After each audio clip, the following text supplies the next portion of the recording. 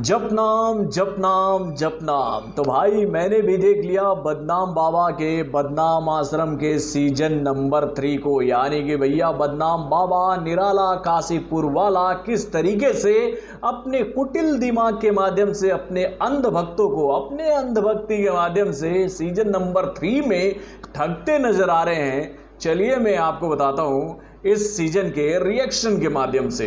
Hello friends, मैं हूं नरेंद्र और मैं आपका एक बार फिर से स्वागत करता हूं हमारे चैनल यानी कि वायरल न्यूज जंक्शन में।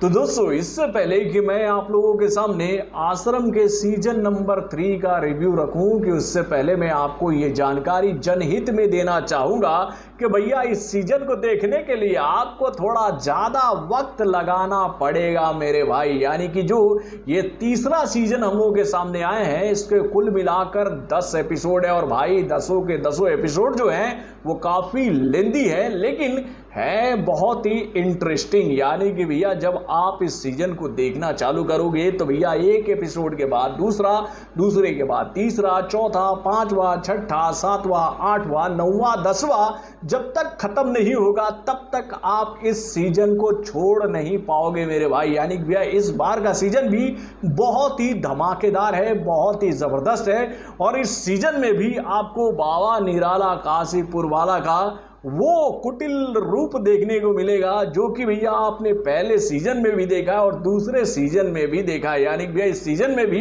बाबा बाबा बाबा ही छाए हुए हैं। तो भाई 10 एपिसोड हैं इसके। पहला एपिसोड है इंद्रप्रस्थ। यानी कि भैया इस एपिसोड के माध्यम से हमें ये बात पता चलती है कि बाबा के इंद्रप्रस्थ से उनकी सबसे करीबी सेविका, जिसको वो बहुत ही ज़्यादा दिल से चाहते थे, यानी कि पम्मी पहलवान जो हैं वो भाग निकल चुकी है और इस वजह से बाबा जो है वो काफ़ी व्यथित हैं और वो अपनी सेविका को फिर से पाना चाहते हैं। लेकिन क्यों पाना चाहते हैं तो भैया इस बात को समझने के लिए आपको इस एपिसोड को देखना पड़ेगा। उसके बाद भैया दूसरा एपिसोड हम लोगों के सामने आता है, चक्रव्यूह वाला है। यानी कि भैया इस एपिसोड के माध्यम से हमें ये बात पता चलती है कि भाई बाबा किस तरीके से चक्रव्यूह की रचना कर रहे हैं पम्मी पहलवान को पकड़ने के लिए। और भाई पम्मी पहलवान जो है बाबा के हर चक्रव्यूह को तोड़ते हुए भैया इस एपिसोड में बचती नजर आती है। उसके बाद तीसरा एपिसोड हम लोगों के सामने आता है चरण कमल। यानी कि भैया चरण कमल के माध्यम से हमें ये बात पता चलती है कि बाबा का चरण कमल जिसको मिलता है वो मुख्यमंत्री बन जाता है। यानी कि भैया तीसरे एपिसोड के माध्यम से ये बात क्लियर होती है कि भाई जो हुकुम सिंह है वो अब मुख्यमंत्री बन चुके हैं बाबा के चरण कमल को स्पर्श करने के बाद। तो भैया ये तीसरा एपिसोड हो गया। उसके बाद चौथा एपिसोड हम लोगों के सामने आता है गुरु दक्षिणा वाला। तो भाई यहाँ पर बाबा को लेकर ये बात आपको पहले ही बताना चाहेंगे कि बाबा फ्री में कुछ भी नहीं बांटते हैं। तो भैया इस एपिसोड में हमें ये बात पता चलता है कि भैया वो अगर किसी को देते हैं तो उसके एवज में वो क्या लेते हैं। उसके बाद भैया पांचवा एपिसोड हम लोग के सामने आता है काम वाटिका। यानी कि भैया बाबा अगर किसी को गुरु दक्षिणा में कुछ देते हैं तो काम वाटिका में वो सब कुछ वापस ले लेते हैं। इस एपिसोड के माध्यम से हमें ये बात पता चलती है।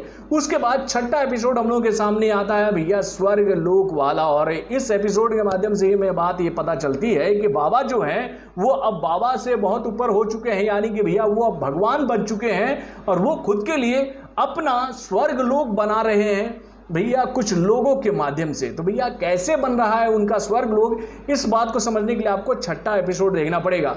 उसके बाद आता है 7वां एपिसोड। यानी कि भैया जैसे ही स्वर्ग लोक की घोषणा कर देते हैं बाबा तो भैया इस खबर को सुनते ही हलाहल मच जाता है, उनके खिलाफ षड्यंत्रों का बाजार तैयार हो जाता है।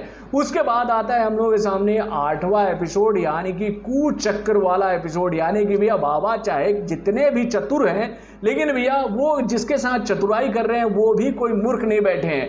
यानी कि भैया इस एपिसोड में हमें पता चलता है कि बाबा के खिलाफ अब कुचक्र की रचना तैयार कर दी गई है और बाबा को घिरने की तैयारी पूरी तरीके से हो चुकी है और बाबा इस कुचक्र में फंसते नजर आते हैं 8वें एपिसोड में। उसके बाद 9वां एपिसोड हम लोग के सामने आता है शंखनाद वाला, और इस एपिसोड के माध्यम से हमें ये बात पता चलती है कि भैया पम्मी पहलवान ने अब दुश्मनी का शंखनाद कर दिया है बाबा के खिलाफ, और इस वजह से बाबा को 10वें एपिसोड में कोर्ट तक पहुंचना पड़ जाता है। तो भैया क्यों पहुंचते हैं वो कोर्ट, और किस तरीके से पहुंचते हैं वो कोर्ट, और क्या वो कोर्ट से बरी हो पाते हैं या फिर उन्हें सजा होती है, ये सारी बातों को समझने के लिए आपको ये 10 के 10 एपिसोड आपको देखना पड़ेगा। यानी कि भैया इस बार का सीजन भी बहुत ही शानदार है, और इस सीजन के माध्यम से आपको एक जबरदस्त एंटरटेनमेंट तो मिलेगा ही इस वेब सीरीज के माध्यम से, उसके साथ ही आपको ये ज्ञान भी मिलेगा कि भैया बाबाओं के चक्कर में ज्यादा मत पड़ो, अगर पढ़ते भी हो तो भैया उन पर ज्यादा अंधविश्वास मत रखो, अगर अंधविश्वास रखोगे तो भैया ये ढोंगी बाबा आपको इस तरीके से ही ठगते नजर आएंगे। वैसे आप अपने कमेंट के माध्यम से फिर बताइएगा कि आप बाबा निराला काशीपुर वाला की नगरी को देखने के लिए बेताब है कि नहीं। तो भैया जाइए MX प्लेयर पर, यह वेब सीरीज आपका इंतजार कर रही है। तो बॉलीवुड से जुड़े और भी कई सारे खबरों को जानने के लिए हमारे चैनल वार्निंग जंक्शन को सब्सक्राइब करना ना भूलिएगा, और हमारे अपडेट्स को जानने के लिए बेल आइकन को जरूर दबाइएगा।